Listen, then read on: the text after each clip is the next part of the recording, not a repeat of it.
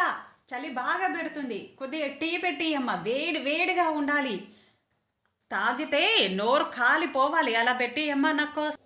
అత్తయ్య పొద్దుటి నుంచి గేదె కుడిది తాగినట్టు టీ మీరు తాగుతున్నారు అత్తయ్య. ఇంత పెద్ద బౌల్లో పెట్టేస్తాను ఒకటేసారి. ఎన్నిసార్లు తాగారు ఇప్పటికి? డజన్ సార్లు తాగారు అత్తయ్య. గేదె కూడా అన్నిసార్లు కుడిది తాగదు అత్తయ్య. ఒకేసారి పెట్టేస్తాను, మీకు నచ్చినప్పుడు పోసుకొని తాగేసేయండి. నా వల్ల కాదు, ఇంకా నేను భరాయించలేను. అమ్మాయి కడుపులో ఆకలి, ఎలుకలు పరిగెడుతున్నాయమ్మా. నా దోశలు పోసి నా ముఖాన్ని కొట్టమ్మా. బాగా ఆకలిగా ఉంది.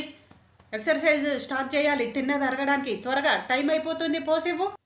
అత్తయ్య 4 దోశలు సరిపోతాయా? డజన్ పోయమంటారా? ఎలా అరుగుతుంది అత్తయ్య మీకు? కడుపులో ఇసురాళ్ళ కాన్నుండి అరిగేటట్టే ఉన్నాయి. ఎలా అరుగుతుందో ఏంటో.